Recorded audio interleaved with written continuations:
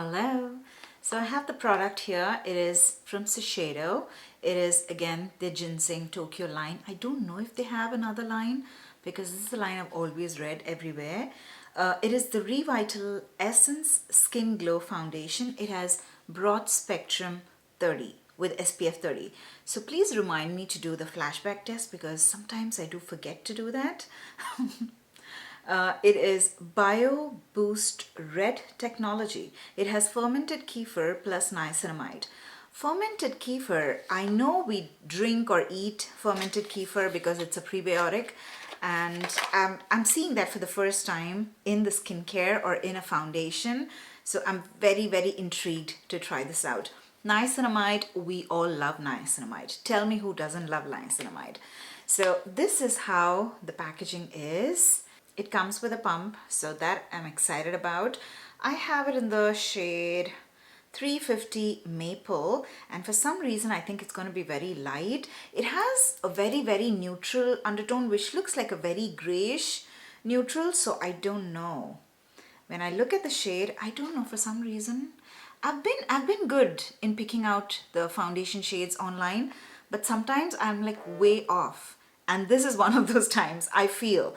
But I love the color. See, it's like this golden color getting into the white and then getting into the red. Oh wow, that looks really good. I have a feel that this is going to be very watery, liquidy, because wow, that is flowing down. So yes, that is liquidy. And yes, I don't think this will match my skin tone. But still, we're going to go with it because I don't have another color, another shade, and we don't have any choice.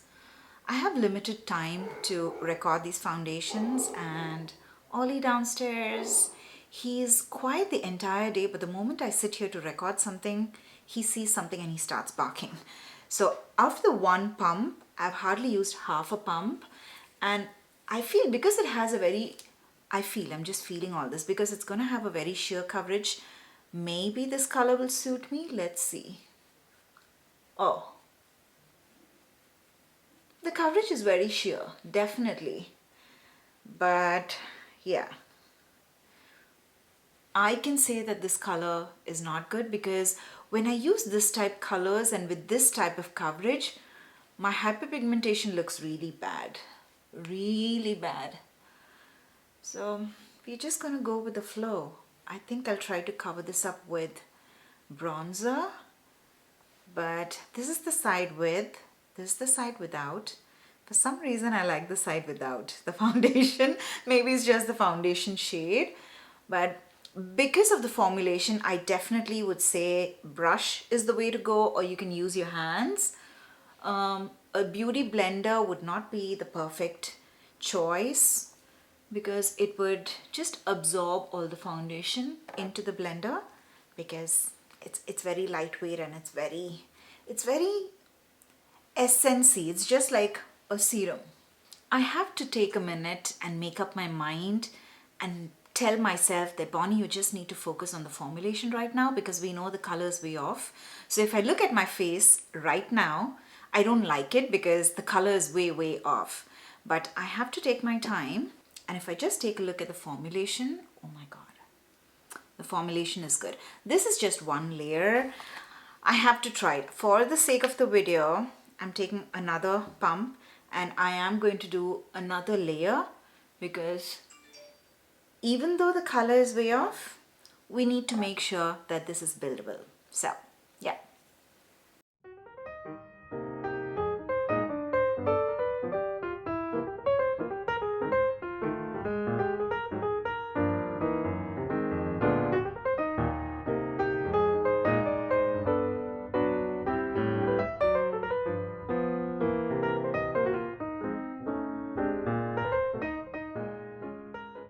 So this is one of the foundations where you don't need to use a lot of it. I just took the second pump and just with half of that pump, I did my full face.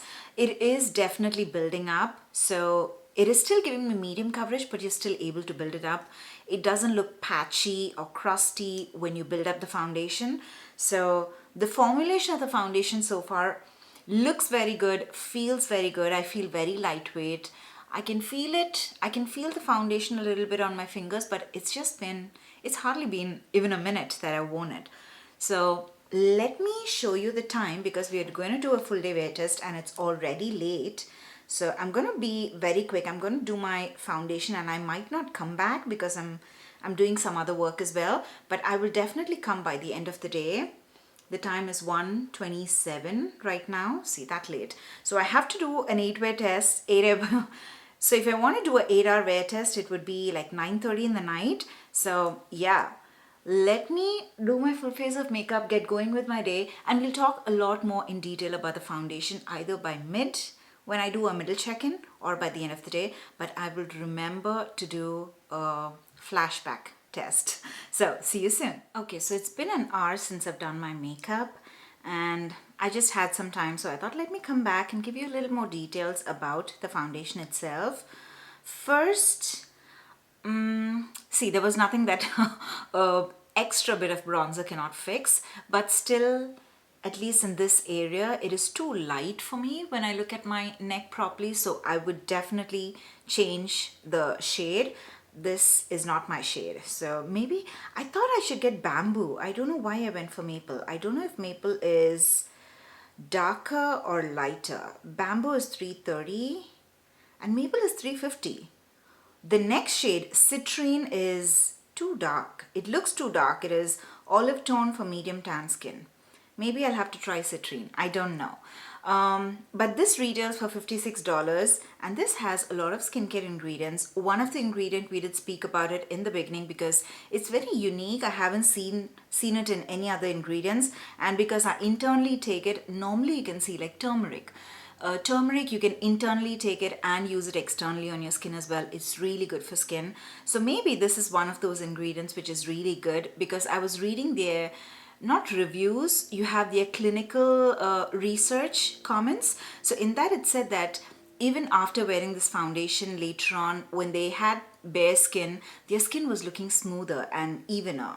So yeah, this has fermented kefir plus, which is a prebiotic that fuels the ability to maintain a healthy microbiome. Maybe that clarifies your skin. Niacinamide, a form of vitamin B that visibly smooths and brightens skin. We all love niacinamide. This is something new. Makeup micro capsules suspended in skincare essence delivers skincare actives to the skin. So they tell that there is some micro capsules in it which just bursts and give the skincare ingredients to you, but we don't know what actually those ingredients are. And when I get into ingredients, sometimes the names I don't understand. I think they need to keep the names a little more simpler. Instead of using the scientific names, just use the normal name. So yeah, the reviews have been very good for this, and they already have, let me see how many, they already have 476 reviews, and this is a pretty new foundation. So yeah, I'm excited to see how this lasts. This retails for $56, if I did not tell you that before. This has 1 ounce. Yes, this has 1 ounce product, the same as any other foundation.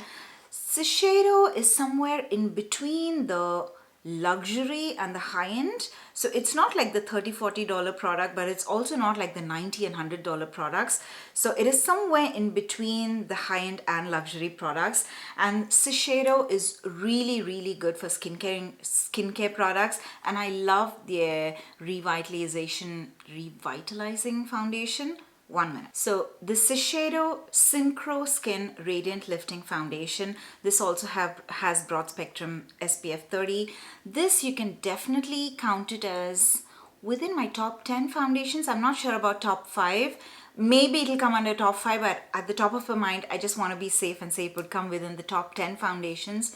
Beautiful finish, beautiful coverage. If you want something for more coverage than this foundation, this is definitely the one to go for. But today we are reviewing this. So the first difference that I can see in these two foundations is the coverage. This is very, very sheer to medium coverage. It is buildable, but it is still sheer to medium. So yeah, let me get going with my day and I will see you by the end of the day. Okay, it is the end of the day and I am back for my final check-in. The time right now is 10:08. Okay, first, Yes, my skin is a little bit oily, and again, it's only in the T-zone. So I wouldn't even say the T-zone. It's not my full forehead. It's just this area that my skin is oily. Here, you can see a little bit of excess oil. This glow that you see, that is not the oiliness. That is the highlighter. I'm using an amazing highlighter. It's linked in the description box below. Everything that's on my skin will be linked in the description box below, as always. You know what? I like the foundation. Just because it's oily over here, I don't want to say I don't like this foundation. I like it.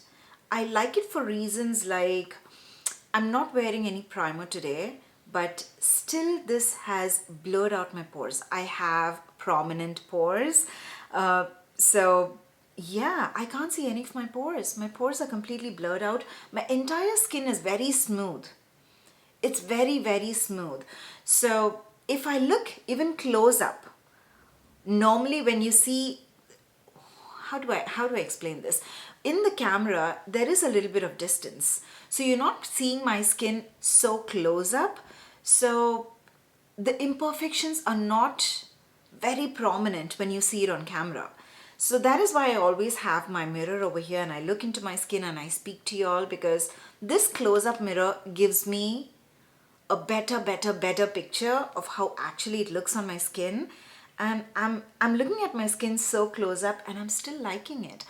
Other than the oil coming through, it is giving me a very, very beautiful finish. I don't know, for some reason, a little bit of makeup on my chin is wiped off. It looks like it's wiped off. Yeah, it looks like it's wiped off, but everywhere else, normally I have my smile lines over here. It does settle into, normally foundation settle into my smile lines. I have a little bit of lines on my forehead. It settles over there and it settles very closer to my eyebrows, but it hasn't settled anywhere. It is giving me such a smooth skin. It hasn't eaten up any of the highlighter, the blush, the bronzer. Everything is true to its color. The color of the foundation hasn't changed.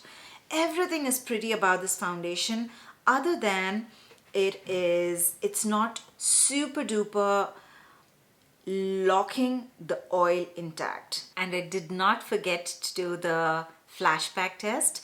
So here are the pictures where I did the flashback test. So yeah, it looks really good. So the sunscreen in no way does it affect the way the foundation looks in different lights.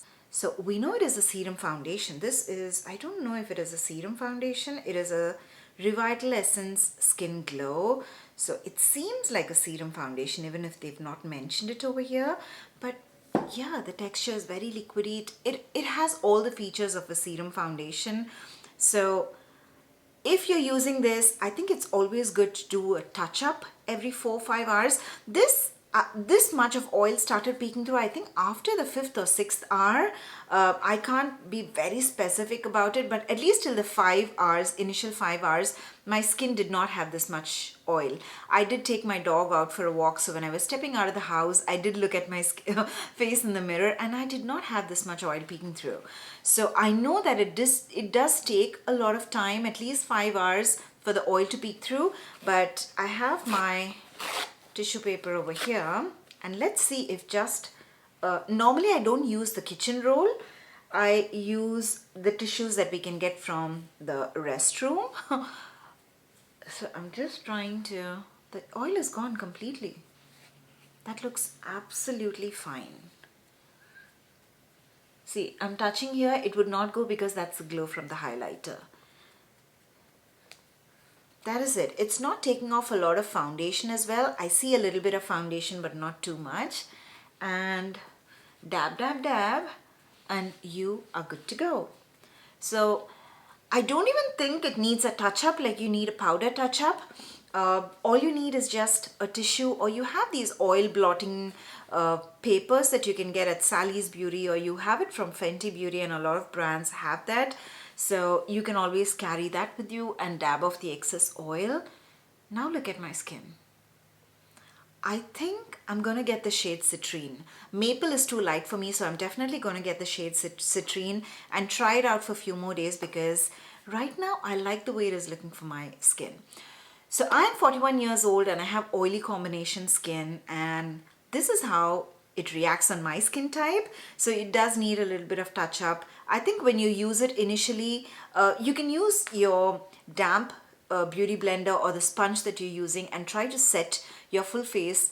After the makeup is done, try to set your full face with a translucent powder with a damp sponge or a beauty blender. That helps in locking up the makeup for a longer time. So if you have oily skin, that actually helps to lock your makeup for a longer time, at least till 6-7 hours. Your oil doesn't peek through, but it needs to be a really good translucent powder, like the Huda Beauty powder, the Givenchy loose powder, the what is that, the One Size Beauty loose powder. These are all really good loose powders to use it with a damp beauty blender to just set all your makeup. Use your setting spray and you are good to go. So I think this makeup, this foundation is something, if you have oily skin, you can do it, you can wear it that way. But I think this is going to be really amazing for dry skin, and I think it's also really good for mature skin. So I am 41, so I think if you have more mature skin than mine, this is going to be an amazing foundation. I think so, because I have smile lines and lines on my face and it hasn't settled anywhere. It is giving me a very beautiful glow. It's giving me a very smooth effect, a soft radiance effect on my skin. Even though I have a lot of pores and texture, it is not showing up any of my pores and texture. So it's really good. So I think this is going to be a really good foundation for mature skin type. So yeah, that is it from my side. So thank you so much for watching till the end. If you like this video, please make sure to hit the like button and also subscribe to my channel if you haven't already. And I'll see you all in my next video. Bye.